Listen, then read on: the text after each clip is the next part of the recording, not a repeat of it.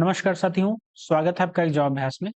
आज हम लोग दृष्टि आईएएस की पहली टेस्ट सीरीज सॉल्व कर रहे हैं, जो कि पीसीएस की टेस्ट सीरीज है और इसकी पीडीएफ हमारे टेलीग्राम चैनल एग्जाम अभ्यास से डाउनलोड कर सकते हैं, जिसकी आपको लिंक डिस्क्रिप्शन में वीडियो की मिल जाएगी। और इसमें हम लोग 150 क्वेश्चंस की विस्तृत चर्चा करेंगे। चलिए चलते हैं अपने पहले क्वेश्चन पे। पहला क्वेश्चन है, दो सूचियां दी गई हैं, उनको आपस में सुमेलित करना है। एक में अशोक के अभिलेख दिए गए हैं और उसमें विषय वस्तु दी गई है दूसरी सूची में।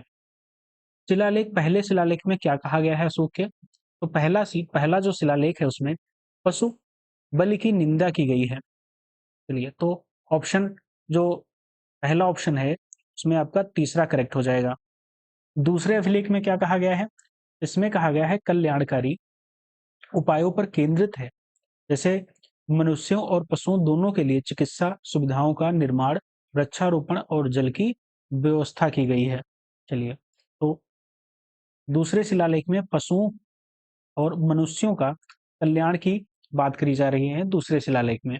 तीसरा जो शिलालेख है उसमें क्रूरता, क्रोध और ईर्ष्या पर नियंत्रण पाने की सलाह की गई है, तो तीसरे का आपका पहला करेक्ट हो जाएगा। और शिलालेख आपका 12वां शिलालेख में क्या कहा गया है? तो धार्मिक सद्भाव को बढ़ावा देना, इसमें आपका 12वें शिलालेख में है। चलिए, तो इसका ऑप्शन जो होगा करेक्ट, वो ए करेक्ट ऑप्शन हो जाएगा। दूसरा क्वेश्चन है, निम्नलिखित में से 7 वाहन शासकों को काल क्रम के अनुसार व्यवस्थित करना है। पहला है गौतमी पुत्र सातकर्णी, चिमुक, वशिष्ठी पुत्र पुलुमाली, मावी और यज्ञश्री सातकर्णी। इनको क्रम वाइज बताना है, इनका क्रम कैसा था। चलिए, तो सबसे पहले आते हैं सिमुक। सिमुक का जो कार्यकाल होता है वो 60 ईसा पूर्व से 37 ईसा पूर्व का था। फिर आते हैं गौतमी पुत्र सातकर्णी, इनका रहता है 106 से 130 तक। ठीक है। और फिर आते हैं वशिष्ठी पुत्र पुलुमावी, इनका रहता है 130 से 154 तक। फिर आते हैं यज्ञश्री सातकर्णी, इनका रहता है 165 से 165 से 194 तक।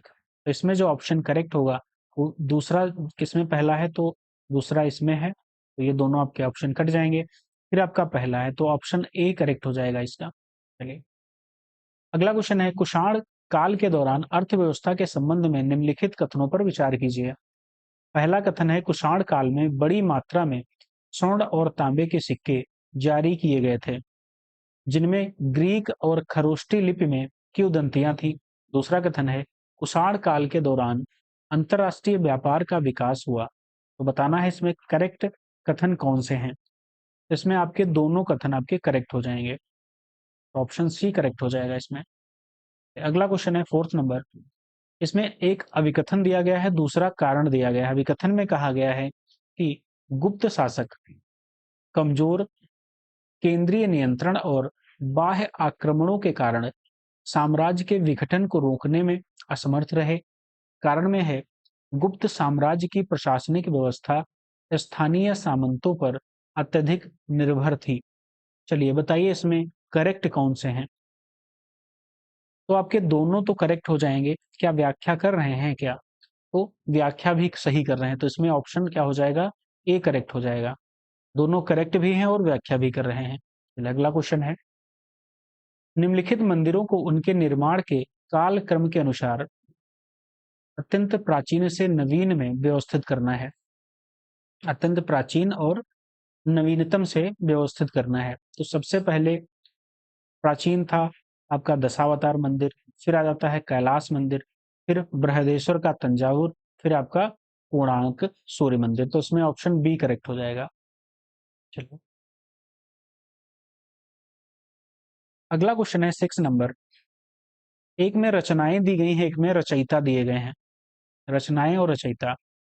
सुश्रुत संहिता के जो रचनाकार हैं वो कौन है? तो सुश्रुत संहिता के रचनाकार हैं सुश्रुत। और स्वप्नवास दत्ता के जो लेखक हैं वो कौन है? रचनाकार हैं भास। मुद्रा राक्षस के जो रचनाकार हैं वो विशाख दत्त हैं और सौंदरानंद के अश्वघोष हैं। तो इसमें जो ऑप्शन करेक्ट होगा वो आपका ए करेक्ट हो जाएगा, ऑप्शन ए। चलिए अगला क्वेश्चन है 7 नंबर। निम्नलिखित कथनों पर विचार करना है। इसमें दो कथन दिए गए हैं। पहले कथन में कहा गया है कि बौद्ध धर्म के अनुसार इच्छा से दुख की उत्पत्ति होती है और अष्टांगिक मार्ग का पालन कर इसका निराकरण किया जा सकता है। दूसरा कथन है बौद्ध धर्म के अनुसार निर्वाण का जो अर्थ है चेतना का अंत और पूर्ण विनाश। उसमें ऑप्शन बताना है कौन सा करेक्ट हो जाएगा, कथन कौन सा करेक्ट होगा। तो पहला तो कथन बिल्कुल करेक्ट है, लेकिन दूसरा कथन इनकरेक्ट है। तो इसमें ऑप्शन ए करेक्ट हो जाएगा आपका। चलिए अगला क्वेश्चन है अलाउद्दीन खिलजी के निम्नलिखित सैन्य अभियानों को कालक्रम के अनुसार व्यवस्थित करना है।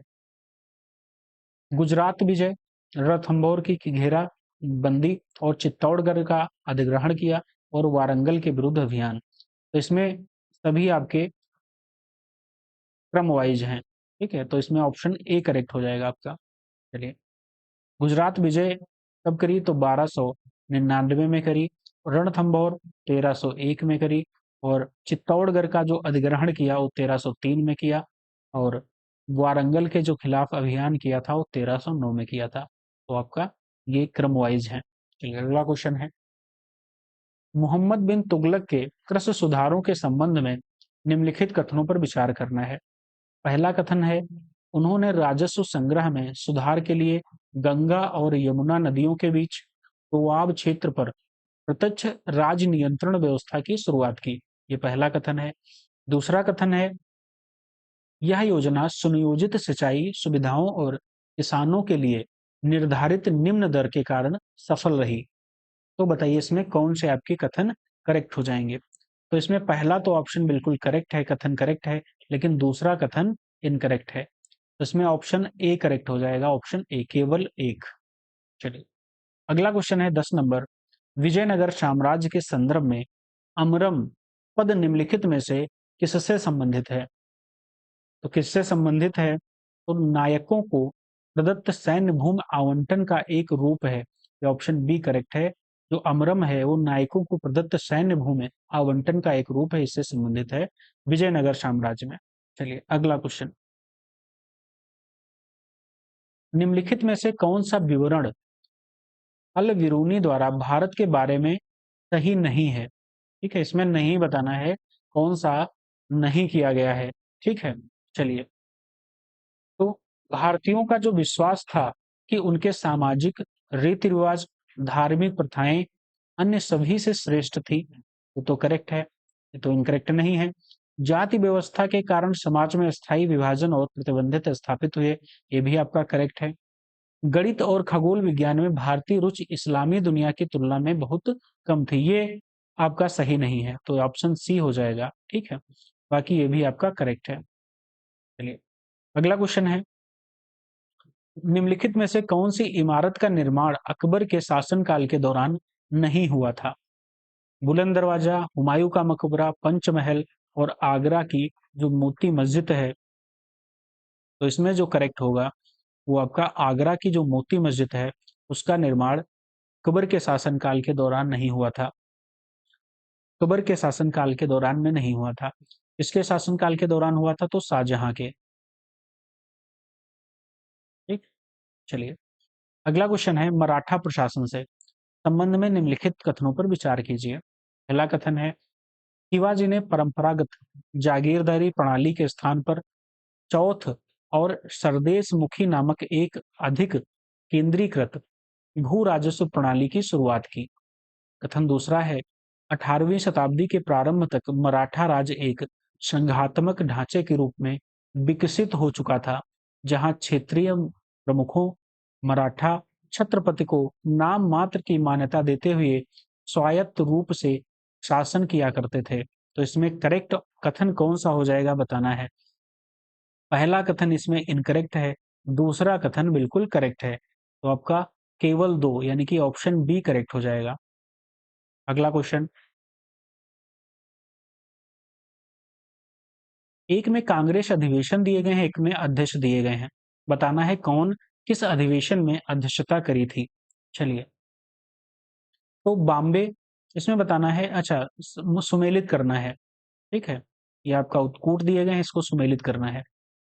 तो 1885 में जो बॉम्बे अधिवेशन होता है उसके अध्यक्षता या उसके अध्यक्ष कौन थे? तो डब्ल्यू.सी. बनर्जी। जो बॉम्बे में 1885 में अधिवेशन होता है उसके अध्यक्ष डब्ल्यू.सी. बनर्जी थे। फिर अगला क्वेश्चन है, अगला ऑप्शन है 1887 मद्रास में जो अधिवेशन होता है उसके अध्यक्ष कौन थे? तो सैयद बदरुद्दीन तैयब जी थे। 1906 कलकत्ता अधिवेशन के अध्यक्ष कौन थे? तो दादा भाई नौरोजी थे। और 1917 का जो कलकत्ता अधिवेशन होता है उनकी जो अध्यक्ष थी वो एनी बेसेंट थी। एनी बेसेंट कांग्रेस की जो पहली महिला अध्यक्ष एनी बेसेंट बनी है। और पहली महिला भारतीय कौन बनी थी? तो सरोजनी नायडू बनी थी। चलिए, तो इसमें आपके सभी सही सुमेलित हैं। तो कूट में आपका हो जाएगा ऑप्शन सी। सी करेक्ट हो जाएगा ऑप्शन। चलिए अगला क्वेश्चन, सुभाष चंद्र बोस की वैचारिक मान्यताओं के संदर्भ में निम्नलिखित कथनों में कौन सा जो साम्यवाद को सर्वोत्तम रूप दर्शाता है? बताइए इसमें करेक्ट ऑप्शन क्या हो जाएगा? तो न्याय और अनुशासन को जो समाहित करता हुआ समाजवाद और फांसीवाद का एक समन्वय। ऑप्शन डी इसका करेक्ट हो जाएगा। ऑप्शन डी करेक्ट हो जाएगा। चलिए अगला क्वेश्चन है 16 नंबर, 1942 के भारत छोड़ो प्रस्ताव के संबंध में निम्नलिखित कथनों पर विचार कीजिए। पहला कथन है, यह प्रस्ताव अखिल भारतीय कांग्रेस समिति के वर्धा अधिवेशन में पारित किया गया, शुरू करने की जो अनुमति दी गई और गांधी जी को एक अहिंसात्मक जन आंदोलन, ये कथन है। दूसरा कथन क्या है? इस प्रस्ताव में ब्रिटिश शासन को तत्काल समाप्त करने की मांग की गई थी तथा स्वतंत्र भारत को फांसीवाद और साम्राज्यवाद का विरोध करने के लिए प्रतिबद्ध किया गया था। तो इसमें बताना है आपके ऑप्शन करेक्ट कौन से हो जाएंगे। तो इसमें आपका पहला कथन इनकरेक्ट है, दूसरा कथन आपका करेक्ट है, तो ऑप्शन बी इसका हो जाएगा केवल 2 सही। चलिए अगला क्वेश्चन है 17 नंबर, निम्नलिखित में से किसने वर्ष 1887 में भारतीय सामाजिक सम्मेलन की स्थापना करी थी? भारतीय सामाजिक सम्मेलन की स्थापना किसने की थी? तो महादेव गोविंद रानाडे और रघुनाथ राव ने करी थी। ऑप्शन इसका सी करेक्ट हो जाएगा।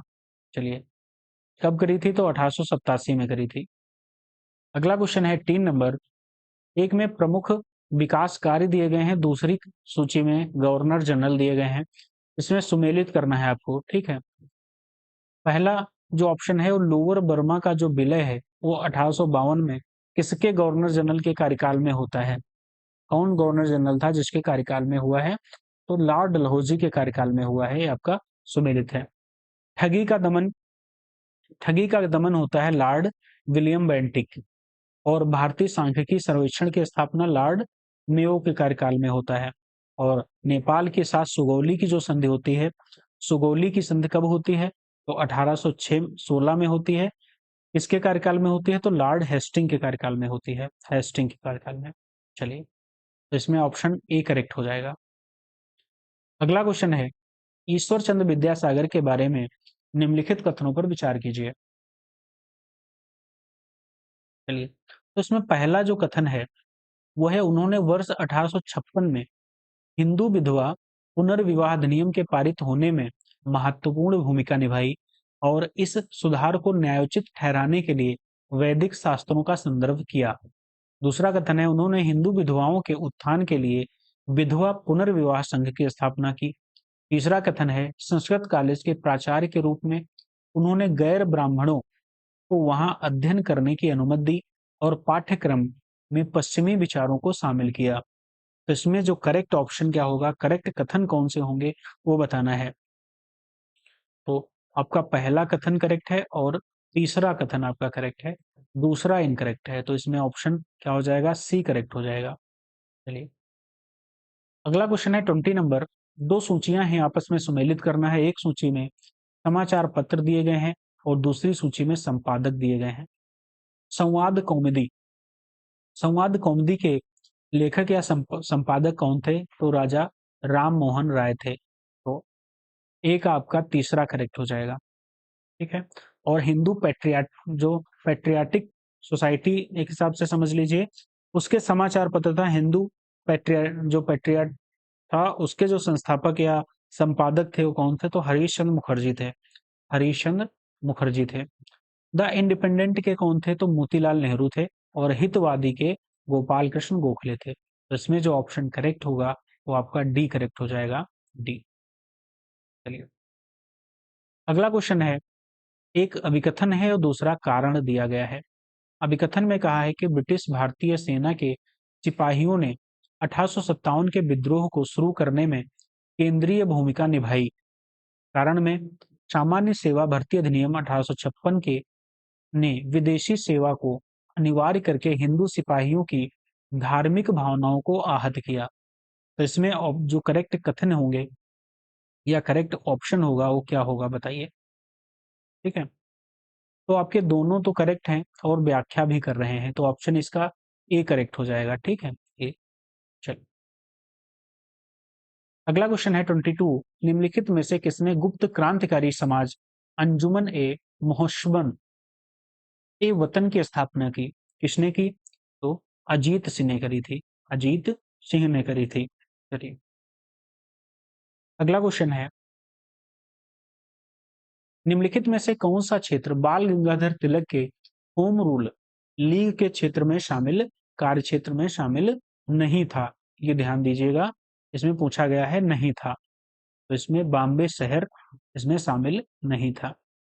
होम रूल की जो स्थापना की बाल गंगाधर तिलक ने वो 1916 में की थी।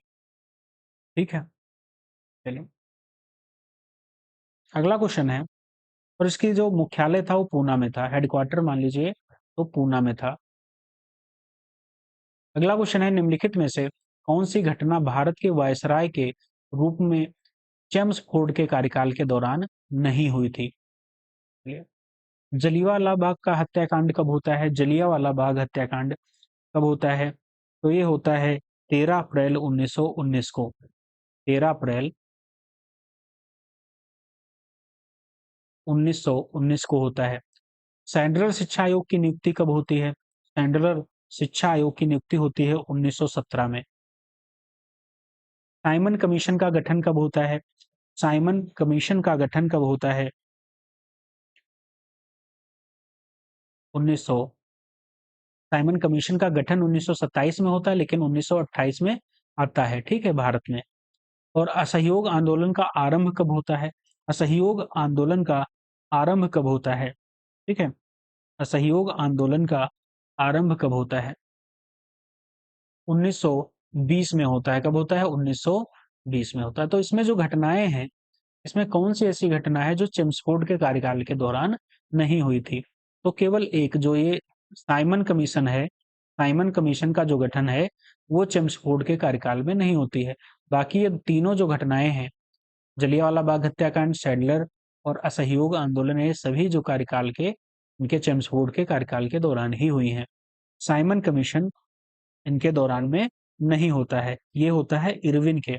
ठीक है, इरविन, साइमन कमीशन जो होता है वो इरविन इरविन के कार्यकाल में होता है। चलिए तो इसमें केवल 3 आपका करेक्ट हो जाएगा, ऑप्शन बी। अगला क्वेश्चन है, निम्नलिखित घटनाओं पर विचार कीजिए और उन्हें कालक्रम के अनुसार व्यवस्थित भी करना है। एक्सला सैपल की जो संधि होती है, पेरिस की संधि होती है, मद्रास की और यांडबू की संधि होती है। चलिए कार्यकाल, एक्सला सैपल की संधि कब होती है? 1900 बता रहे हैं 1748 में होती है।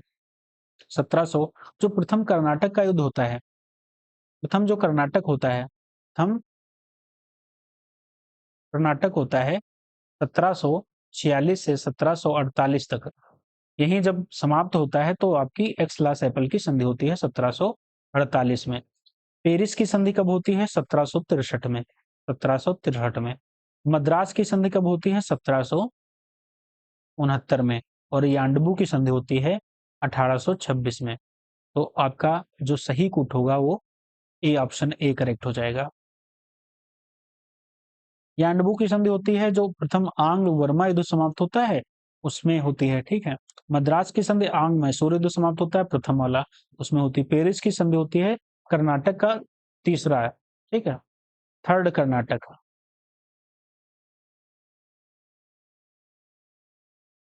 चलिए अगला क्वेश्चन है, 26 नंबर,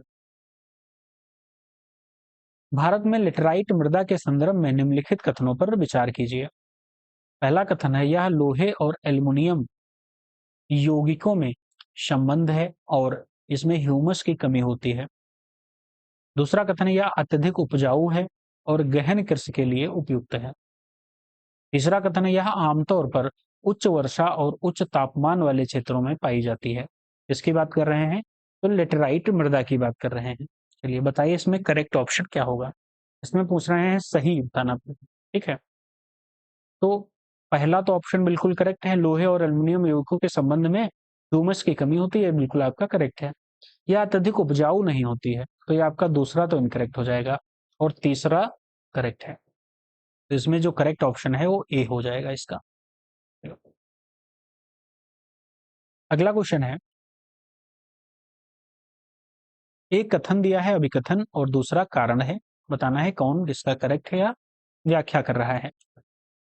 चलिए, तो सूक्ष्म पर्णपाती वनों को प्रायः कृषि एवं चराई के लिए साफ किया जाता है। कृषि एवं चराई के लिए साफ किया जाता है। कारण में क्या कहा है, तो कारण में कहा है कि ये वन 100 सेंटीमीटर और 200 सेंटीमीटर के बीच वाले जो वर्षा वाले क्षेत्रों में पाए जाते हैं तथा इनका कैनोपी कवर वर्षा जो वर्ष भर घना रहता है, जो कैनोपी कवर है वो वर्ष भर घना रहता है। तो इसमें करेक्ट ऑप्शन क्या होगा, करेक्ट आपका पहला तो कथन जो करेक्ट है, लेकिन कारण गलत है, तो ऑप्शन सी इसका करेक्ट हो जाएगा। सी। चलिए,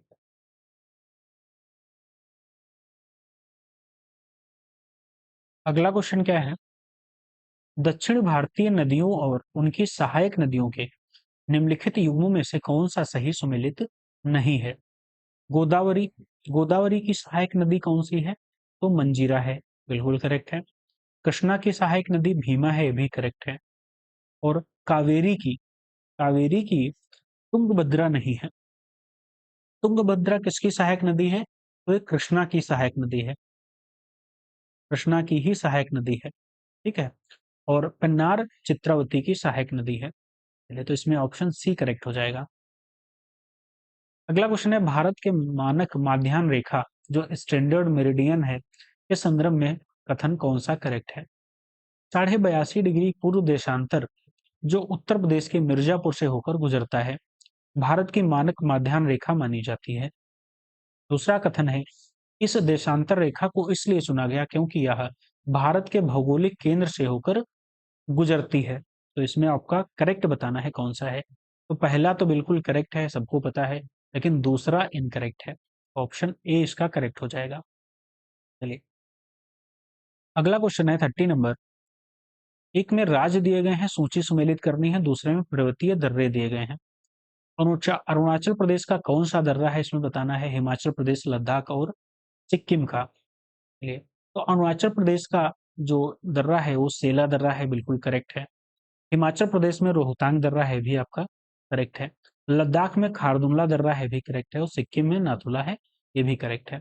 तो ऑप्शन ए इसका करेक्ट हो जाएगा, यानी कि सभी आपके सही सुमेलित हैं। चलिए, अगला क्वेश्चन है, भारत में शीत ऋतु के संबंध में निम्नलिखित कथनों पर विचार कीजिए। पहला कथन है, कोरोमंडल तट को शीत ऋतु के दौरान उत्तर पूर्वी व्यापारिक पवनों के कारण पर्याप्त वर्षा प्राप्त होती है।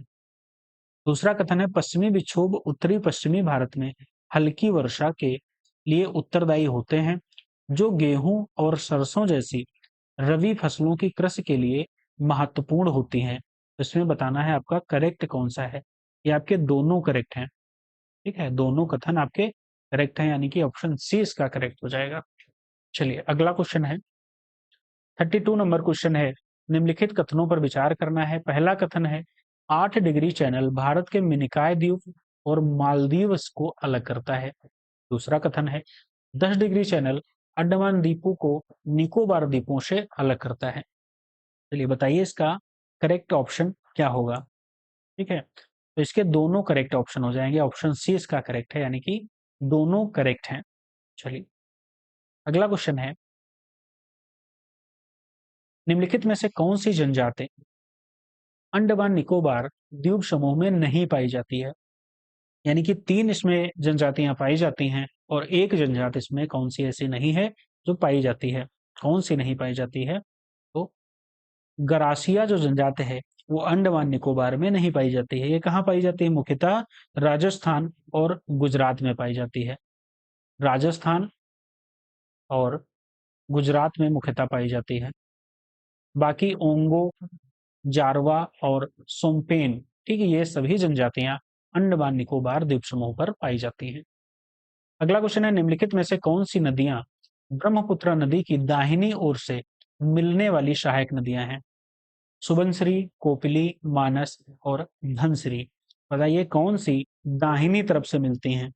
तो पहली सुबनसिरी दाहिनी तरफ से मिलती है और मानस दाहिनी तरफ से मिलती है। तो ऑप्शन बी इसका करेक्ट हो जाएगा। ऑप्शन बी करेक्ट हो जाएगा। चलिए अगला क्वेश्चन, कोपली और धनसिरी जो हैं वो किधर से मिलती हैं? बाईं तरफ से। ये दोनों बाईं तरफ से मिलती हैं। ठीक। अगला क्वेश्चन है, निम्नलिखित में से कौन सा कथन कैल्डेरा का सर्वोत्तम रूप से वर्णन करता है? कैल्डेरा एक बड़ा घाटीनुमा अवनत क्षेत्र जो किसी विशाल विस्फोट के बाद ज्वालामुखी के खाली हो चुके मैग्मा कक्ष में धंस जाने से बनता है। तो ऑप्शन बी इसका करेक्ट हो जाएगा। कैल्डेरा जो है वो एक बड़ा घाटीनुमा अवनत क्षेत्र है जो किसी विशाल विस्फोट के बाद ज्वालामुखी के खाली हो चुके मैग्मा कक्ष में धंस जाने से बनता है। ऑप्शन बी करेक्ट हो जाएगा, कैल्डेरा। अगला क्वेश्चन है, एक तरफ बांध दिए गए हैं और एक तरफ नदियां दी गई हैं। पंचेत बांध किस नदी पे है? पंचेत बांध किस नदी पे है? तो यह है दामोदर नदी पे। पंचेत बांध झारखंड के धनबाद जिले में कहाँ है? झारखंड में है और दामोदर नदी पे है।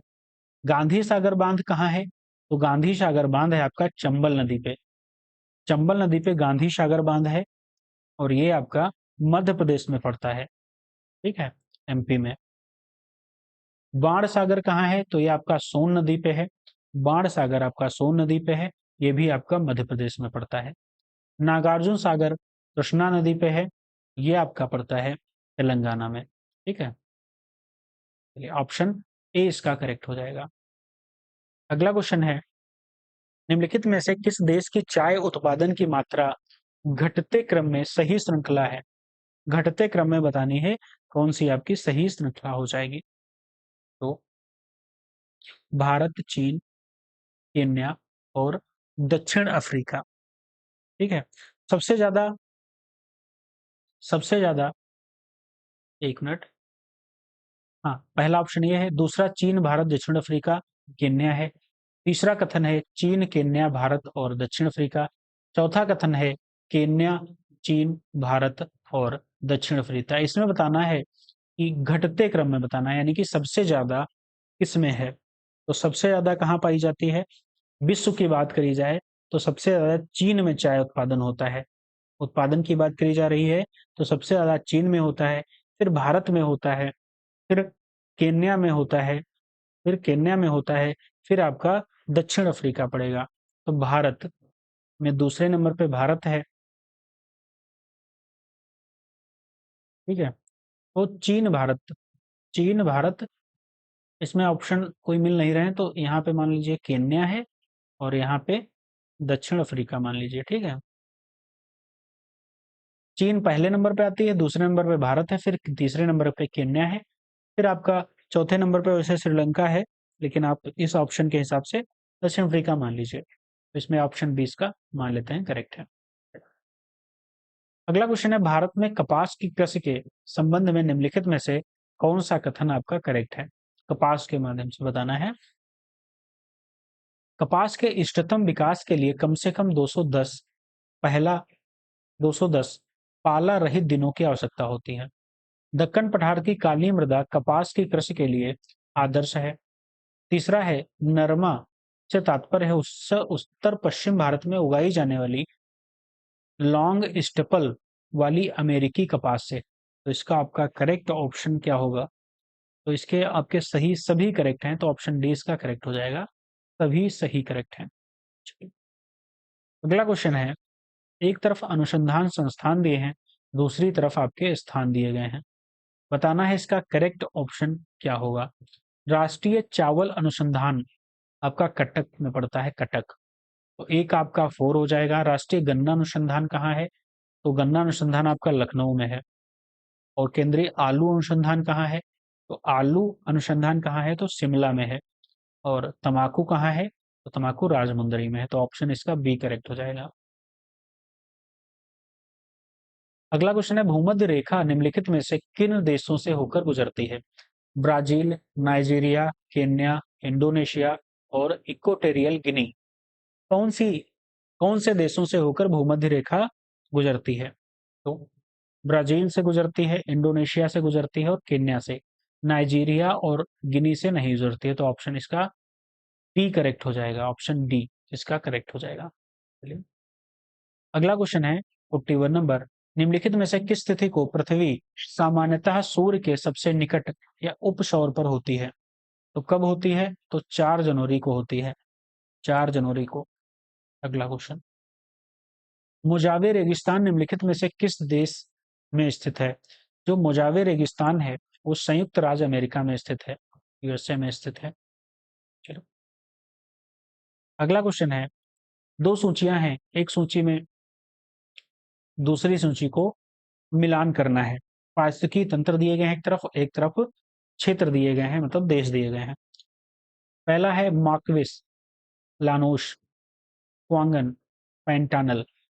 मार्क्विस कहाँ है? तो फ्रांस में है। लानोश कहाँ है? तो वेनेजुएला में है। क्वांगन कहाँ है? तो ऑस्ट्रेलिया में है। और पेंटानल कहाँ है? ब्राजील में है। इसका करेक्ट ऑप्शन हो जाएगा बी। चलिए अगला क्वेश्चन है, निम्नलिखित में से कौन सा स्थल देश नहीं है? कौन सा देश स्थलरुद्ध नहीं है? तो लाइबेरिया जो है वो स्थलरुद्ध देश नहीं है। इसकी तट रेखा अटलांटिक महासागर से मिलती है। अटलांटिक महासागर से लाइबेरिया देश की सीमा रेखा मिलती है। चलिए अगला क्वेश्चन, कार्ल्सबर्ग रिज निम्नलिखित में से किस सागर में स्थित है? कार्ल्सबर्ग जो रिज है वो अरब सागर में स्थित है। कहाँ है? अरब सागर में। अगला क्वेश्चन है, निम्नलिखित में से कौन सा कथन आपका करेक्ट है? डर्डेनेल्स जल डमरू मध्य काला सागर को मरमरा सागर से जोड़ता है। बाब अल मंडेब जल डमरू मध्य फारस की खाड़ी को अरब सागर से जोड़ता है। इसमें बताना है आपका करेक्ट कथन कौन सा हो जाएगा। इसमें आपके करेक्ट पूछ रहा है तो दोनों इनकरेक्ट हैं। आपके दोनों इनकरेक्ट हैं। क्यों इनकरेक्ट हैं? डार्डेनल्स जो है जल डमरू मरमरा सागर को एजियन सागर से जोड़ता है। मरमरा सागर को काला सागर से नहीं, एजियन से,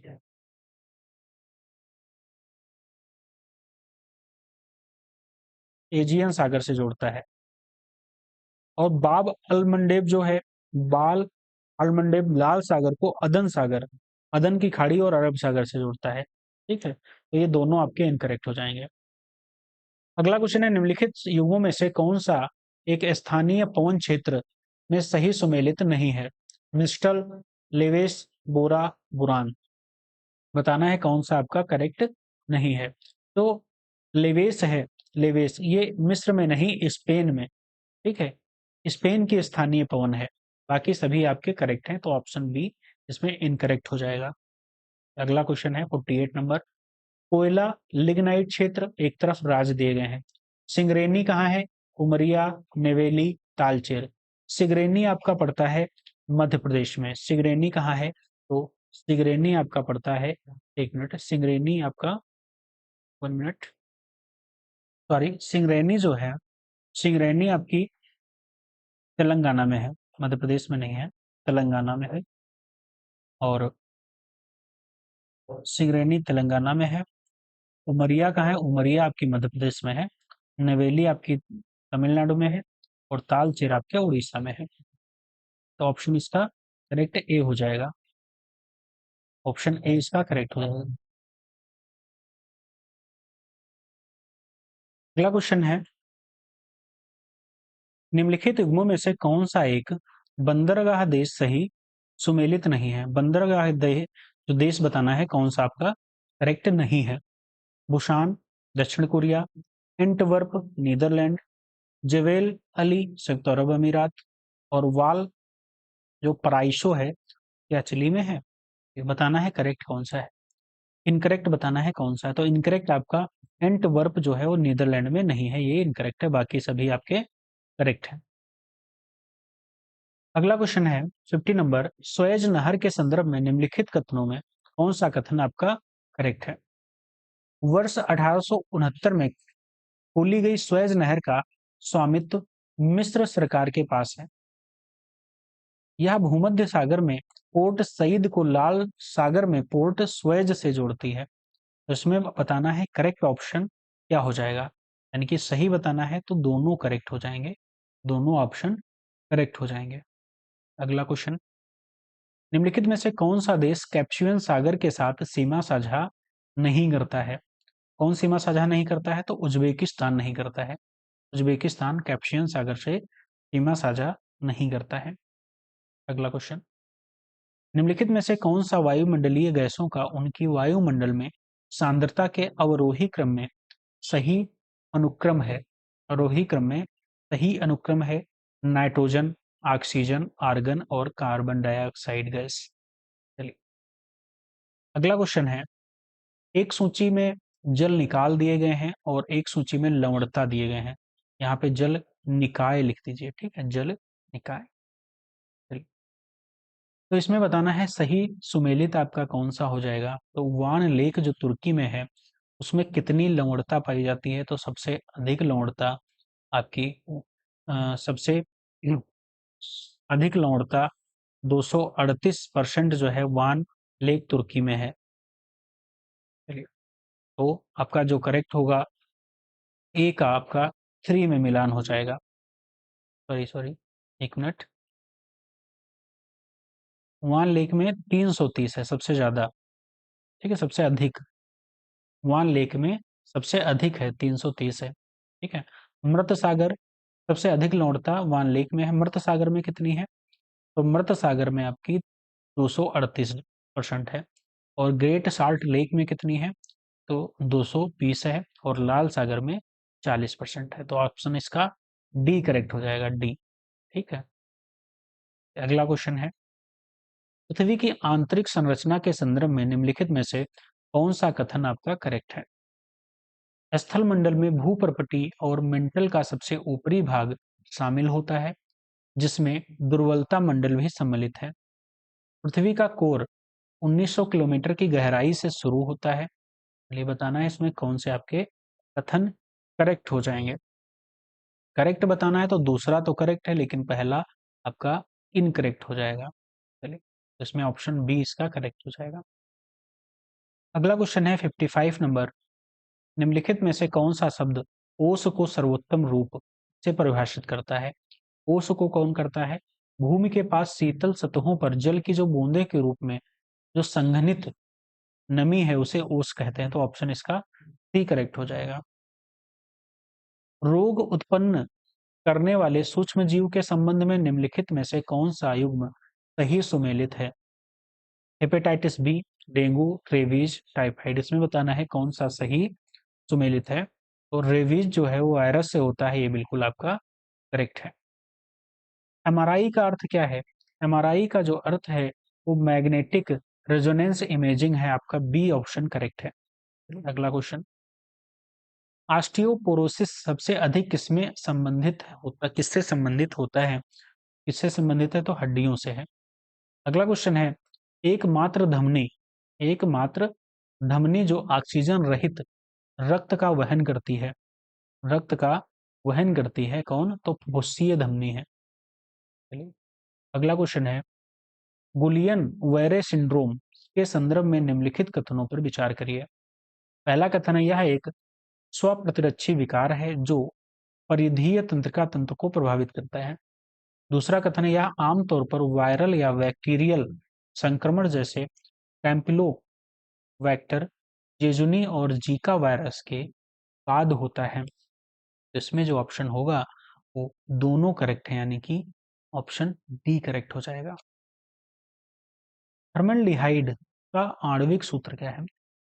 फॉर्मल्डिहाइड का जो आणविक सूत्र है HCHO, ठीक है, HCHO है ऑप्शन बी। कोलाइडीय, ठीक है, कोलाइडी विलयन में विलेय कणों का जो आकार होता है वो कितना होता है? वो ऑप्शन बी आपका करेक्ट हो जाएगा, 1 nm से 100 nm तक होता है। निम्नलिखित में से कौन सा थर्मोसेटिंग बहुलक है? थर्मोसेटिंग बहुलक कौन सा है? वो फॉर्मेल्डिहाइड रेजिन आपका थर्मोसेटिंग बहुलक है। ज्योत तीव्रता का एसआई मात्रक क्या है? ज्योत तीव्रता का एसआई मात्रक कैंडेला है।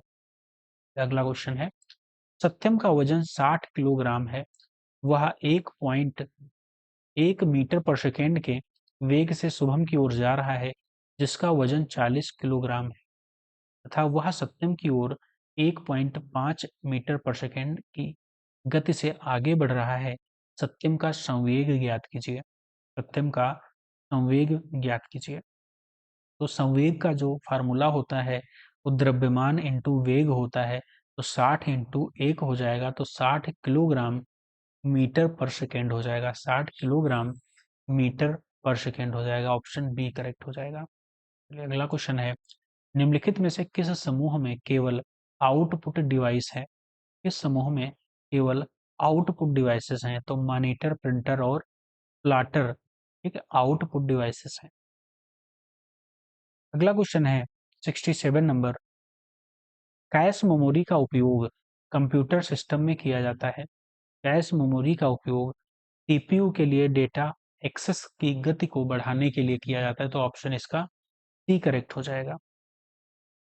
एक बाइट में कितने बिट होते हैं? एक बाइट में कितने बिट होते हैं? तो 8 बिट होते हैं एक बाइट में। ऑपरेटिंग सिस्टम के संदर्भ में निम्नलिखित कथनों पर विचार कीजिए। एक ऑपरेटिंग सिस्टम सिस्टम के संसाधनों का प्रबंधन करके उपयोगकर्ता को और हार्डवेयर के बीच एक इंटरफेस के रूप में कार्य करता है। दूसरा कथन है, एंड्रॉयड लिनक्स कर्नेल पर आधारित विश्व स्तर पर मोबाइल उपकरणों में सबसे व्यापक रूप के उपयोग किया जाने वाला ऑपरेटिंग सिस्टम है। तीसरा कथन है, ऑपरेटिंग सिस्टम में कमांड लाइन इंटरफेस उपयोगकर्ता को दृश्य आधारित इंटरेक्शन की सुविधा प्रदान करता है। तो इसमें जो ऑप्शन करेक्ट होगा वो पहला और दूसरा कथन तो करेक्ट होगा, लेकिन तीसरा कथन आपका इनकरेक्ट है। ऑप्शन ए इसका करेक्ट हो जाएगा, ऑप्शन ए। चलिए अगला क्वेश्चन है, इंटरनेट और इंट्रानेट के संदर्भ में निम्नलिखित में से कौन सा कथन आपका करेक्ट है? कौन सा कथन आपका करेक्ट है? चलिए बताइए। तो इंटरनेट एक सार्वजनिक नेटवर्क है और इंट्रानेट एक निजी नेटवर्क है, तो ऑप्शन इसका सी करेक्ट हो जाएगा। ऑप्शन इसका सी करेक्ट हो जाएगा। चलिए अगला क्वेश्चन है, जनगणना से जनगणना 2011 के आंकड़ों के संदर्भ में निम्नलिखित कथनों पर विचार कीजिए। तो पहला कथन है, 2011 की जनगणना के अनुसार उत्तर प्रदेश में जनसंख्या का घनत्व राष्ट्रीय औसत से कम था। दूसरा कथन है, 2011 की जनगणना के अनुसार 2011-1 की जनगणना की तुलना में उत्तर प्रदेश की दशकीय जनसंख्या वृद्धि दर राष्ट्रीय औसत से अधिक थी। चलिए तो इसका कथन जो करेक्ट ऑप्शन होगा वो हो जाएगा, दूसरा तो करेक्ट है लेकिन पहला इनकरेक्ट है। पहला इनकरेक्ट है। यूपी की जो जनसंख्या घनत्व था वो 829 था और भारत का जनसंख्या घनत्व जो था वो 382 था, तो अधिक था, कम नहीं था। अगला क्वेश्चन है, 2011 की जनगणना के अनुसार निम्नलिखित में से कौन सा उत्तर प्रदेश का सबसे कम आबादी वाला जिला है? सबसे कम आबादी वाला जिला महोबा, ठीक है, ऑप्शन डी महोबा। अगला क्वेश्चन है, 2011 की जनगणना के अनुसार निम्नलिखित निम्नलिखित में जिलों के उनके लिंगानुपात के आधार पर आरोही क्रम में व्यवस्थित करना है। लिंगानुपात के आधार पे करना है, तो सबसे अधिक लिंगानुपात किसमें था? तो जौनपुर में सबसे अधिक लिंगानुपात कितना है? 1024। गौतम बुद्ध नगर में कितना है? 851। कानपुर नगर में 862 और मैनपुरी में 881। सबसे अधिक किसमें है? तो सबसे अधिक आपका है जौनपुर में, सबसे कम किस में है? तो आरोही बताना है तो लास्ट में आएगा जौनपुर, लास्ट में इसी में है तो ऑप्शन ए इसका करेक्ट हो जाएगा। ठीक है, सबसे कम 851 है तो सब तो स्टार्टिंग में है, अवरोही लिखा होता तो सर स्टार्टिंग में जौनपुर आ जाता। चलिए अगला क्वेश्चन है, ग्लोबल हंगर इंडेक्स 2024 में भारत की रैंक क्या है? हंगर इंडेक्स में भारत की जो रैंक है वो 105 है, 105 है ग्लोबल हंगर इंडेक्स में, हंगर। ठीक है, चलिए अगला क्वेश्चन है, दो सूचियां हैं, एक में दिन दिए गए हैं और एक में दिनांक दी गई हैं। विश्व मलेरिया दिवस, विश्व मलेरिया दिवस 25 अप्रैल को मनाया जाता है और विश्व एड्स दिवस कब मनाया जाता है? 1 दिसंबर को मनाया जाता है। और विश्व पोलियो दिवस कब मनाया जाता है? विश्व पोलियो दिवस 24 अक्टूबर को मनाया जाता है और विश्व कैंसर दिवस 4 फरवरी को मनाया जाता है। इसका ऑप्शन क्या करेक्ट हो जाएगा? इसका ऑप्शन ए करेक्ट हो जाएगा, ए। चलिए अगला क्वेश्चन है 76 नंबर। एक तरफ पुरस्कार दिए गए हैं, एक तरफ पुरस्कार देने वाला प्राधिकारी या संस्थाएं मान लीजिए दी गई हैं। भौतिकी में नोबेल पुरस्कार कौन देता है? भौतिकी में नोबेल पुरस्कार कौन देता है? तो royal Swedish academy of sciences, royal Swedish academy of sciences देती है, तो ऑप्शन सही मिलान है। जो जीवन विज्ञान में ब्रेक थ्रू पुरस्कार है वो कौन देता है? तो ब्रेक थ्रू प्राइजेस फाउंडेशन देती है। क्योटो पुरस्कार कौन देता है? तो क्योटो पुरस्कार इनामोरी फाउंडेशन जो कि जापान की है वो देती है। एबेल पुरस्कार Norwegian academy of science and letters देती है, एबेल पुरस्कार। तो इसका करेक्ट ऑप्शन ए हो जाएगा। अगला क्वेश्चन है, गंगा एक्सप्रेस वे उत्तर प्रदेश के कितने जिलों से होकर गुजरता है? तो गंगा एक्सप्रेस वे गुजरता है 12 जिलों से होकर, गंगा एक्सप्रेस वे 12 जिलों से होकर गुजरता है। स्टार्टिंग आपकी हो जाएगी मेरठ, हापुड़, बुलंदशहर, अमरोहा, संभल, बदायूं, शाहजहांपुर, हरदोई, उन्नाव, रायबरेली, प्रतापगढ़ और प्रयागराज। ठीक है, इन 12 जिलों से होकर गुजरता है जो कि मेरठ से प्रयागराज को जोड़ता है। यह कुल 500 594 किलोमीटर का एक्सप्रेसवे है जो कि सबसे बड़ा एक्सप्रेसवे है, उत्तर प्रदेश का सबसे बड़ा एक्सप्रेसवे है। चलिए अगला क्वेश्चन है 78 नंबर, निम्नलिखित में से कौन सा रामसर स्थल उत्तर प्रदेश में नहीं है? तो हैदरपुर बेटलैंड आपका मुजफ्फरनगर और बिजनौर में, यानी कि तो है। सुल्तानपुर राष्ट्रीय उद्यान ये आपका नहीं है तो ऑप्शन बी इनकरेक्ट हो जाएगा। बखीरा आपका है, ठीक है, बखीरा आपका संत कबीर नगर में है और सांडी पक्षी अभयारण्य आपका हरदोई में है भी है। चलिए तो उत्तर प्रदेश में कुल कितने हैं? तो उत्तर प्रदेश में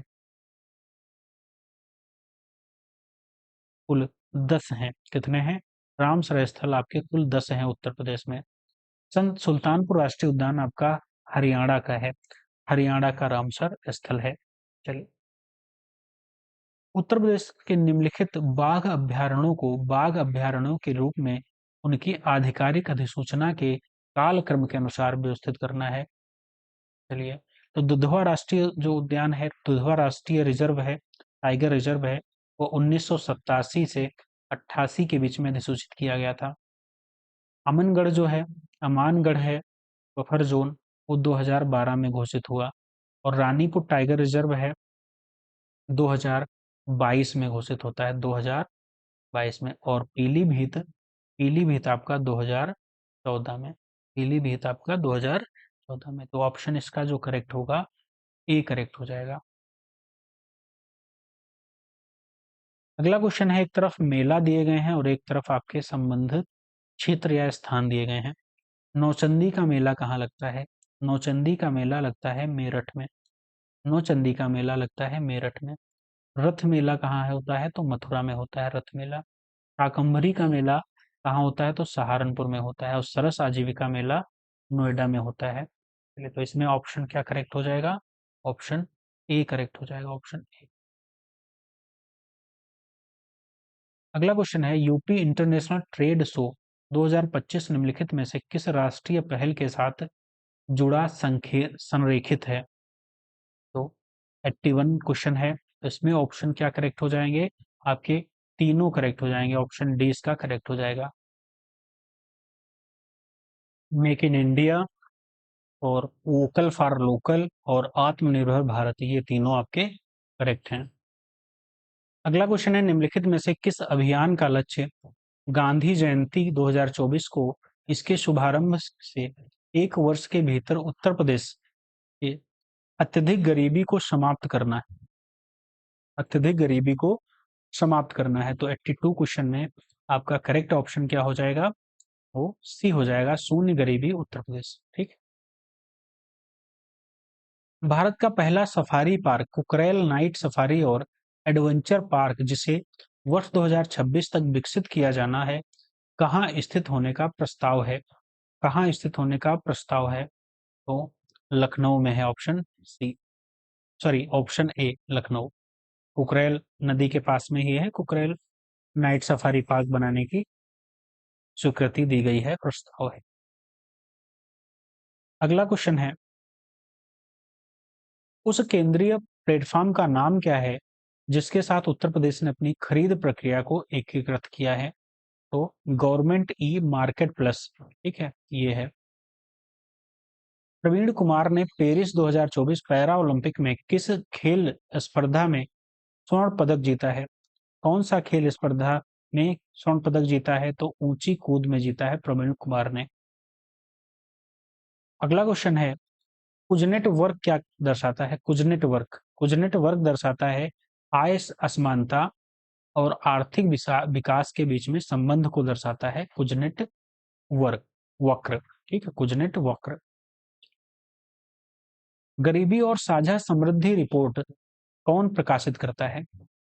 गरीबी साझा और समृद्धि रिपोर्ट विश्व बैंक प्रकाशित करता है, विश्व बैंक। एक सूची में एसडीजी दी गई हैं और एक सूची में लक्ष्य दिए गए हैं।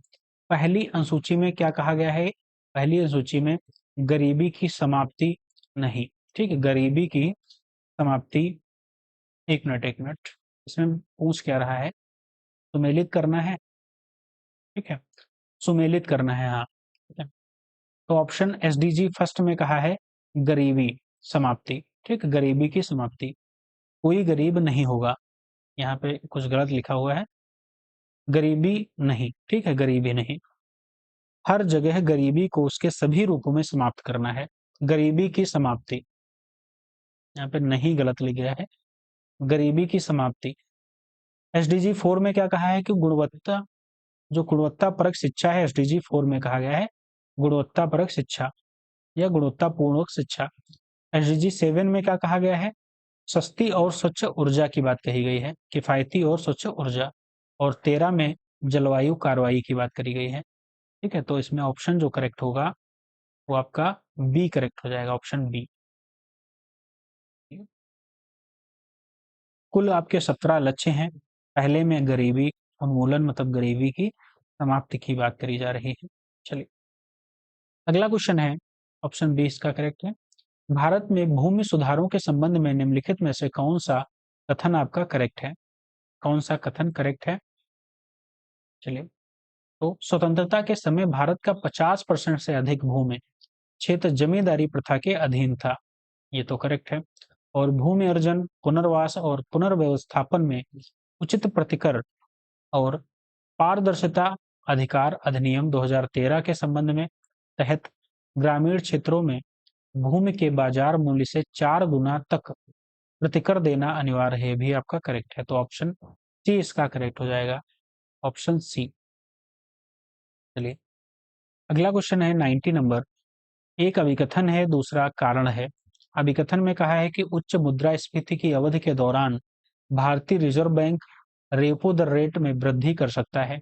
कारण में है, रेपो रेट में वृद्धि उधार लेना अधिक महंगा बनाती है, जो मांग को कम करने और ऋण मुद्रास्फीति को नियंत्रित करने में मदद करती है। तो इसमें जो ऑप्शन करेक्ट होगा आपका ए करेक्ट हो जाएगा, व्याख्या भी कर रहे हैं और दोनों करेक्ट भी हैं।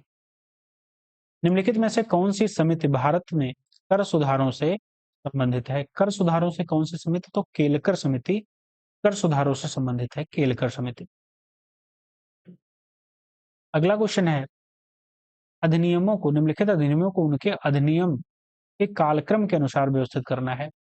आवश्यक वस्तु अधिनियम, राष्ट्रीय खाद्य सुरक्षा अधिनियम, महात्मा गांधी राष्ट्रीय ग्रामीण रोजगार गारंटी मनरेगा जो है, और राजकोषीय उत्तरदायित्व और बजट प्रबंधन अधिनियम, इसके कालक्रम के अनुसार व्यवस्थित करना है। तो ऑप्शन इसका ए हो जाएगा पहला, फिर आपका हो जाएगा दूसरा, चौथा जो है दूसरा का मतलब आवश्यक वस्तु अधिनियम 1955 में आया, और राष्ट्रीय खाद्य सुरक्षा अधिनियम कब आया है? 2013 में आया है, और राजकीय उत्तरदायित्व जो आया है 2003 में आया है, और मनरेगा जो आया है वो आपका 2005 में आया है, इसीलिए आपका ऑप्शन ए करेक्ट हो जा रहा है। अगला क्वेश्चन है, पुस्तक कार्य दिए गए हैं, एक तरफ उनके लेखक हैं। इंडिया अनबाउंड, इंडिया अनबाउंड के लेखक कौन हैं? गुरुचरण दास हैं, गुरुचरण दास हैं। तो ऑप्शन जो पहला कथन ए है, ऑप्शन ए में सुमेलित है। What the economy need now इसकी है? तो रघुराम राजन की है। India two 2020 vision for the new millennium इसकी है? तो एपीजे अब्दुल कलाम की है। और डेवलपमेंट एज फ्रीडम किसकी है? अमर्त्य सेन की है। तो सभी करेक्ट हैं, ऑप्शन ए आपका करेक्ट हो जाएगा। अगला क्वेश्चन है, सरकारी योजनाएं दी गई हैं, उनके लॉन्च वर्ष दिए गए हैं। प्रधानमंत्री जन धन योजना कब लॉन्च करी गई? प्रधानमंत्री जन धन योजना तो 2014 में लॉन्च करी गई थी। आत्मनिर्भर भारत अधिनियम, आत्मनिर्भर भारत अधिनियम 2020 में लॉन्च किया गया था, 2020 में।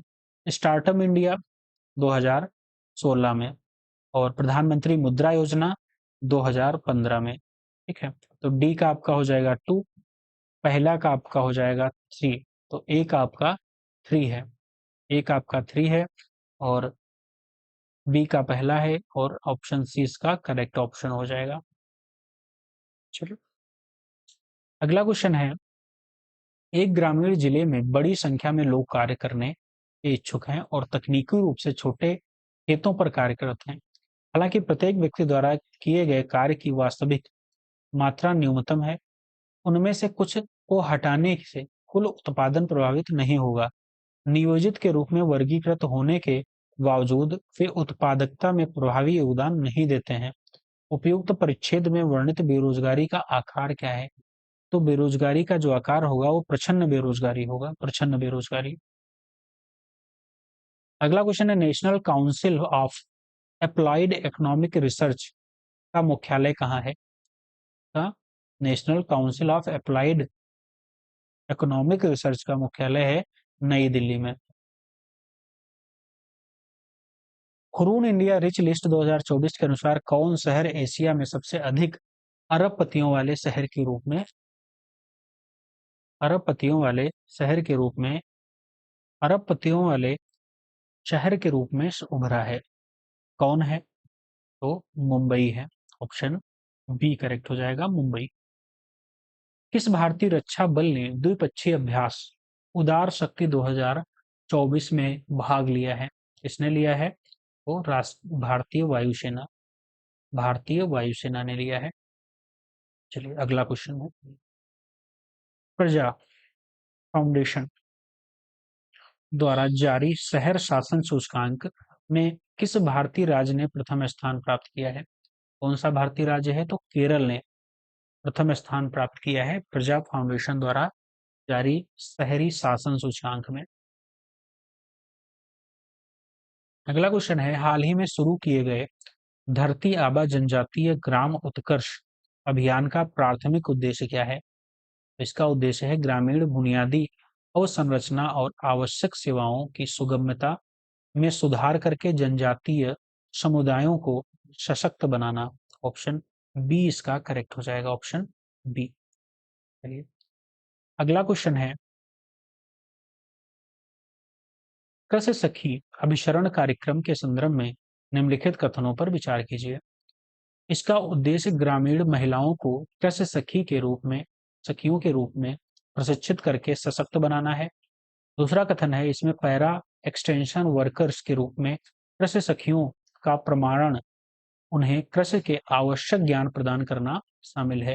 तो इसमें करेक्ट ऑप्शन दोनों हो जाएंगे, ऑप्शन सी। दूसरा है, एक में श्रेणी दी गई है, एक में विजेता दिए गए हैं। साहित्य, भौतिकी, चिकित्सा और रसायन विज्ञान। तो साहित्य श्रेणी के जो पुरस्कार विजेता हैं वो कौन है? साहित्य श्रेणी के तो हांगकांग हो जाएंगे, हॉन ऑन। और भौतिकी के कौन है? तो भौतिकी के आपके हो जाएंगे जॉन जे हॉपफील्ड। और चिकित्सा के कौन हो जाएंगे?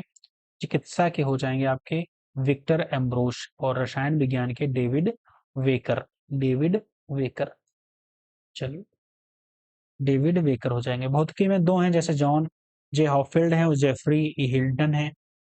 और रसायन में भी डेविड वेकर हैं और डेमिस हसाविस हैं। और जॉन एम जम्पर हैं।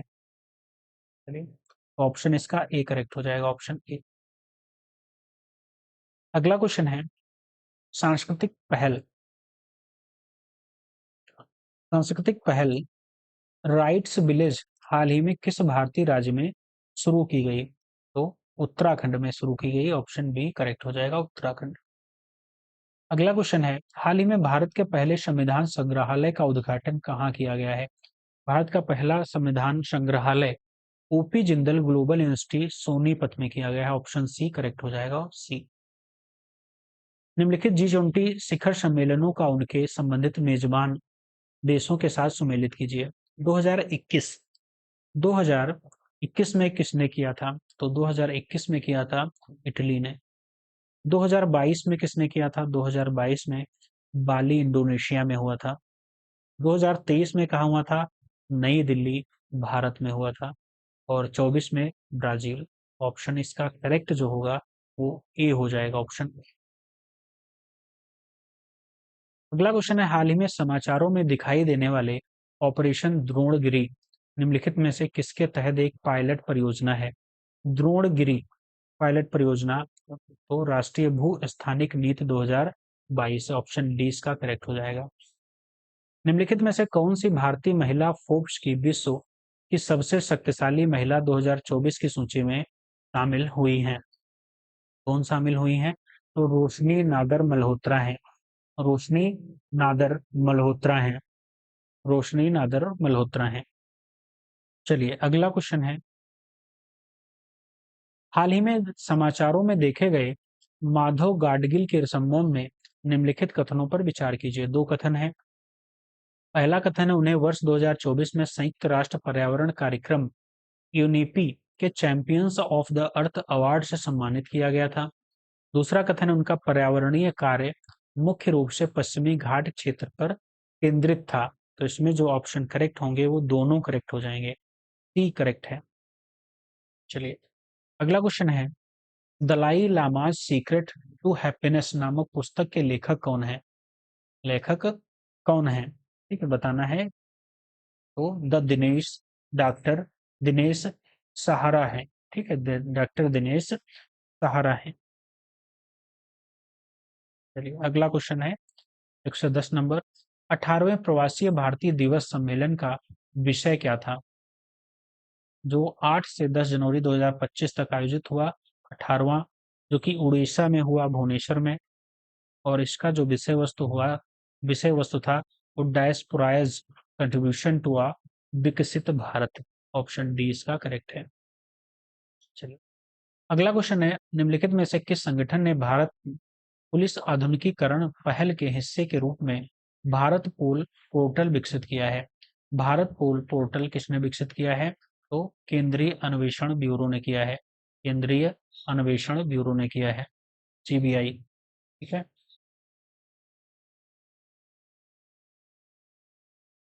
अगला क्वेश्चन है, निम्नलिखित में से कौन सा देश जुलाई 2025 में आगामी ब्रिक्स शिखर सम्मेलन की मेजबानी करने वाला है? कौन करने वाला है? तो ब्राजील करने वाला है। अगला क्वेश्चन है, निम्नलिखित में से किस शहर ने अंतर्राष्ट्रीय पक्षी महोत्सव 2025 की मेजबानी की? पक्षी महोत्सव प्रयागराज में मनाया गया। पक्षी महोत्सव की मेजबानी प्रयागराज में महाकुंभ 2025 में के समारोह के तहत आयोजित किया गया था? अगला क्वेश्चन है, भारत के पहले बायोपॉलिमर संयंत्र की आधारशिला हाल ही में निम्नलिखित में से किस जिले में रखी गई? बायोपॉलिमर संयंत्र की स्थापना लखीमपुर खीरी में रखी गई। खीरी में। चलिए, निम्नलिखित में से किस प्राकृतिक स्थल को हाल ही में न्यूजीलैंड की संसद द्वारा कानूनी व्यक्तिगत व्यक्तित्व लीगल पर्सनल हुड प्रदान किया गया? इसे किया गया तो माउंट तारानाकी मौगा को किया गया। हाल ही में शुरू किए गए स्वावलंबनी कार्यक्रम का मुख्य उद्देश्य क्या है? स्वावलंबनी कार्यक्रम का जो मुख्य उद्देश्य है वो पूर्वोत्तर भारत में उच्च शिक्षा संस्थानों में महिलाओं को सशक्त बनाना है। ऑप्शन डी इसका करेक्ट हो जाएगा, ऑप्शन डी। अगला क्वेश्चन है, पहले वैश्विक स्टॉक टेक समीक्षा के अनुसार 2015 की पेरिस समझौते द्वारा निर्धारित तापमान लक्ष्यों को प्राप्त करने के लिए 2030 तक कितनी उत्सर्जन में कमी आवश्यक है? कितनी उत्सर्जन में कमी आवश्यक है? तो 43%। हाल ही में किस भारतीय राज्य ने देश का पहला वरिष्ठ नागरिक आयोग स्थापित करने के लिए एक विधेयक पारित किया? एक विधेयक पारित किया तो केरल ने किया है, ऑप्शन डी। निम्नलिखित में से कौन सा भारत न्याय रिपोर्ट में प्रयुक्त 5 मापदंडों में एक नहीं है? कौन सा नहीं है? तो साक्षरता दर नहीं है, ऑप्शन बी। चलिए, अगला क्वेश्चन है, अंतर्राष्ट्रीय आईपी इंडेक्स में भारत के प्रदर्शन के संबंध में निम्नलिखित में से कौन सा कथन सही है? पहला कथन है, भारत की रैंकिंग पिछले वर्ष की तुलना में परिवर्तित रही। दूसरा कथन है, वर्ष 2022 में से भारत के स्कोर में गिरावट देखी गई। तो इसमें ऑप्शन दोनों करेक्ट है या एक करेक्ट है या दोनों इनकरेक्ट है? तो इसमें क्या हो जाएगा, पहला करेक्ट है और दूसरा इनकरेक्ट है। अगला क्वेश्चन है, किस कन्नड़ पुस्तक को अंतर्राष्ट्रीय बुकर पुरस्कार के लिए चयनित होने वाली पहली पुस्तक बनने का गौरव प्राप्त हुआ है? इसको प्राप्त हुआ है तो हार्ट लैंप को हुआ है, हार्ट लैंप। हार्ट लैंप के जो लेखक हैं वो बानू मुश्ताक हैं। अगला क्वेश्चन है, हाल ही में समाचारों में रहा अस्त्र यम के 3 के संदर्भ में निम्नलिखित कथनों पर विचार करना है। पहला कथन है, यह एक उन्नत सतह से आकाश प्रक्षेपास्त्र है। दूसरा है, इसका विकास रक्षा अनुसंधान विकास संगठन डीआरडीओ द्वारा किया गया है। इसमें सही कथन कौन से हैं? तो दूसरा तो कथन सही है लेकिन पहला इनकरेक्ट है। क्यों इनकरेक्ट है? क्योंकि ये आकाश से आकाश में मार करने वाला है। आकाश में आकाश से आकाश, ठीक, आकाश में आकाश। चलिए, खाद्य श्रृंखला के संदर्भ में निम्नलिखित में से कौन सा कथन आपका करेक्ट नहीं है? कौन सा करेक्ट नहीं है? तो आपका बी करेक्ट नहीं है, सभी खाद्य श्रृंखलाएं शाकाहारियों से प्रारंभ होती, ये आपका इनकरेक्ट है। चलिए, अगला क्वेश्चन है, एक सूची में बायोस्फीयर रिजर्व दिए गए हैं, एक सूची में राज्य दिए गए हैं। पंचमढ़ी कहाँ है? पंचमढ़ी कहाँ है? तो मध्य प्रदेश में है पंचमढ़ी। पंचमढ़ी मध्य प्रदेश में है।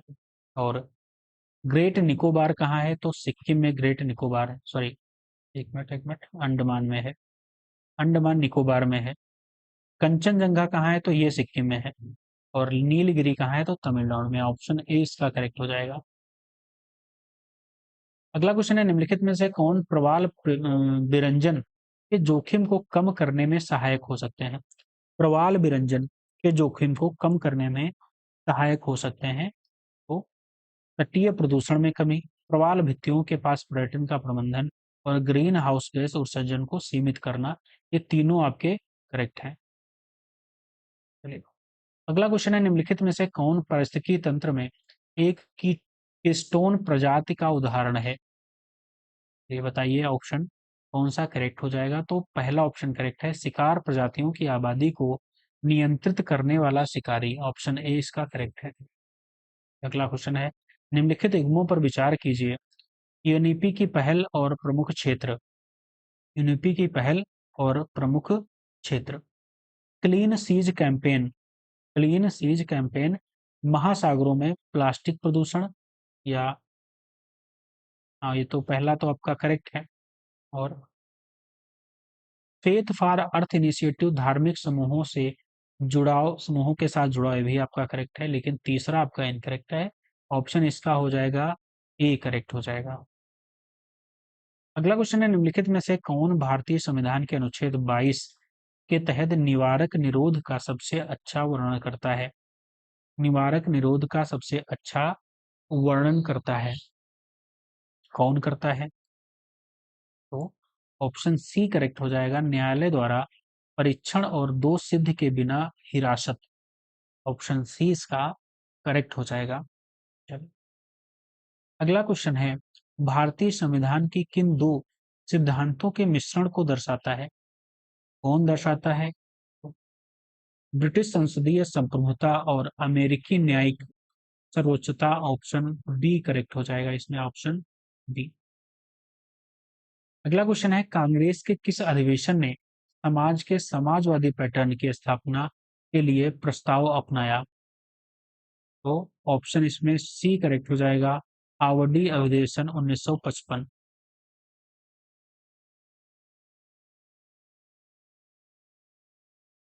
चलिए अगला क्वेश्चन क्या है, निम्नलिखित में से कौन से शब्द 42वें संविधान संशोधन अधिनियम 1976 द्वारा भारतीय संविधान की प्रस्तावना में सम्मिलित किए गए थे? कौन से किए गए थे? तो समाजवादी, पंथ निरपेक्ष और अखंडता, ये तीन शब्द 1976 में जो 42वां संविधान संशोधन होता है उसमें प्रस्तावना में जोड़े गए थे। तो अगला क्वेश्चन,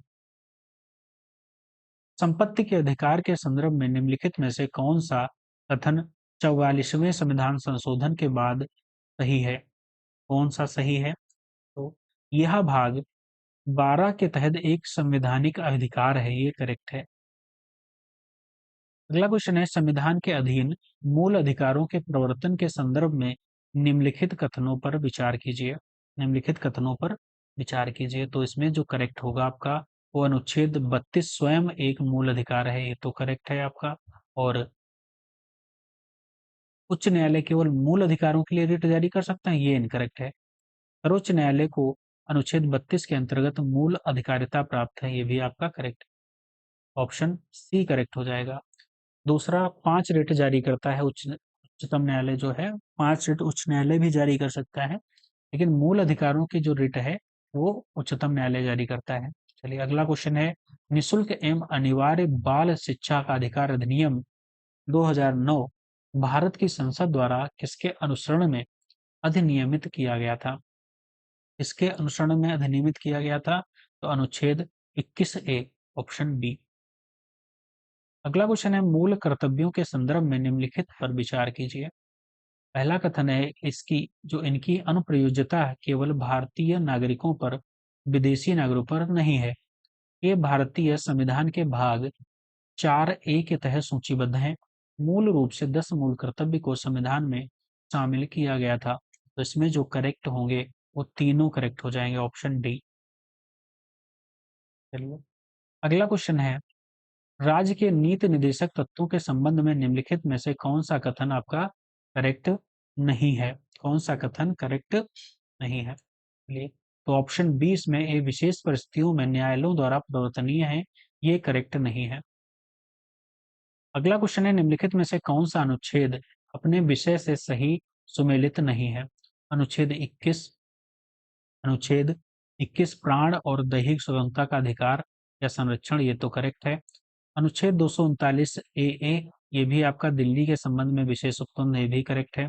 और 148 में भारत का महान्यायवादी नहीं, क्या है? भारत के नियंत्रण एवं महालेखा परीक्षक हैं, जो कि कैग है। ठीक है, ये गलत है। अगला क्या है, महान्यायवादी आपका 76 में है, अनुच्छेद 76 में। अनुच्छेद 164 में राज्य मंत्रिपरिषद है, ये भी आपका करेक्ट है। इसमें जो इनकरेक्ट था वो सी था। निम्नलिखित में से कौन सा युग्म सही सुमेलित नहीं है? कौन सा सही सुमेलित नहीं है? तो अशोक मेहता समिति नगर विकास के लिए थी, ये सही नहीं है। बाकी बलवंत राय मेहता समिति त्रिस्तरीय पंचायती राज व्यवस्था, विशेष गोस्वामी समिति चुनाव सुधार और वीटी कृष्णाचारी समिति सामुदायिक विकास कार्यक्रम लिए थी। अशोक मेहता समिति 2 स्तरीय पंचायती राज व्यवस्था के लिए थी, जो कि जिला परिषद और मंडल पंचायत की सिफारिश के लिए थी। चलिए, अगला क्वेश्चन है, प्रधानमंत्री द्वारा त्याग पत्र देने पर मंत्रिपरिषद का क्या होता है? मंत्रिपरिषद का क्या होता है? यह स्वतः भंग हो जाती है। ऑप्शन बी करेक्ट है, या स्वतः भंग हो जाती है। चलिए, अगला क्वेश्चन है, संसद के किसी भी सदन में भारत के राष्ट्रपति के खिलाफ महाभियोग प्रस्ताव पेश करने से पहले कम से कम कितने सदस्यों द्वारा हस्ताक्षरित नोटिस की आवश्यकता होती है? कितने सदस्यों को हस्ताक्षरित नोटिस की आवश्यकता होती है? तो एक चौथाई सदस्य, ऑप्शन सी इसका करेक्ट हो जाएगा, एक चौथाई सदस्य। चलिए, अगला क्वेश्चन है, निम्नलिखित पर विचार कीजिए। पहला कथन है राज्य विधेयकों को स्वीकृति देना। दूसरा कथन है संवैधानिक विफलता पर राष्ट्रपति को रिपोर्ट भेजना। तीसरा कथन है उच्च न्यायालय के न्यायाधीशों को पद की शपथ दिलाना। तो आपका जो करेक्ट होगा वो तीसरा इनकरेक्ट है, लेकिन दो आपके सही हैं। राज्यपाल के जो संवैधानिक कर्तव्य हैं वो आपके ऑप्शन ए इसका करेक्ट हो जाएगा।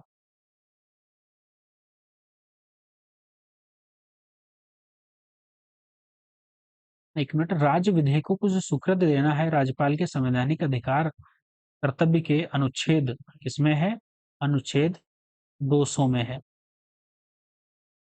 अगला क्वेश्चन है, अनुच्छेद 356 के तहत राष्ट्रपति शासन के संदर्भ में निम्नलिखित कथनों पर विचार करना। पहले कथन में क्या है? राष्ट्रपति उस राज्य विधानमंडल की शक्तियां संसद को सौंप सकते हैं जहां राष्ट्रपति शासन लागू हो। बिल्कुल करेक्ट है। अनुच्छेद 356 के अंतर्गत राष्ट्रपति शासन की घोषणा के लिए 2 महीने के भीतर संसदीय अनुमोदन की आवश्यकता होती है। ये भी आपका बिल्कुल करेक्ट है। तीसरा आपका कथन गलत है। आपका ऑप्शन ए करेक्ट हो जाएगा, ऑप्शन ए करेक्ट हो जाएगा। 6 माह के लिए विस्तार का अनिश्चित काल तक जारी रह सकता है, ये आपका गलत है। इसे अनिश्चित काल के लिए नहीं जारी, केवल अधिकतम 3 वर्षों तक बढ़ाया जा सकता है। अधिकतम 3 वर्षों तक बढ़ाया जा सकता है। चलिए, अगला क्वेश्चन है, भारत के महान्यायवादी के संदर्भ में निम्नलिखित कथनों पर विचार कीजिए। पहला कथन क्या कह रहा है? उन्हें सर्वोच्च न्यायालय के न्यायाधीश के रूप में कार्यरत होना चाहिए। दूसरा कथन है, उन्हें संसद के दोनों सदनों में बोलने का अधिकार है। तीसरा कथन नहीं है। दो ही कथन है, बताना है कौन सा आपका करेक्ट है। तो आपका पहला गलत है, दूसरा आपका कथन करेक्ट है, ऑप्शन बी। चलिए, 144 क्वेश्चन में क्या कह रहा है कि लोकसभा की कार्यवाही के संदर्भ में निम्नलिखित में कौन सा कथन आपका गलत है? कौन सा कथन गलत है? तो शून्यकाल का जो उल्लेख प्रक्रिया नियमों में किया गया है, यही आपका गलत है। यही आपका नियमों में नहीं, यह अनौपचारिक प्रथा है जो प्रश्नकाल के तुरंत बाद शुरू होती है, ये सही है। नहीं तो गलत कौन सा है? यही गलत है। बाकी प्रश्नकाल का पहला घंटा होता है, ये सही है। स्थगन प्रस्ताव के लिए अध्यक्ष की सहमति आवश्यक होती है, ये भी करेक्ट है। मंत्रिपरिषद के विरुद्ध अविश्वास प्रस्ताव लाया जा सकता है, ये भी करेक्ट है। अगला क्वेश्चन है, राज्यसभा के संदर्भ में निम्नलिखित कथनों पर विचार कीजिए। यह संसद को राज्य सूची के विषयों पर कानून बनाने के लिए अधिकृत कर सकती है। दूसरा है, यह यह एक प्रस्ताव के माध्यम से उपराष्ट्रपति को हटा सकती है। तो इसमें सही कथन कौन से होंगे? दोनों कथन आपके बिल्कुल करेक्ट होंगे।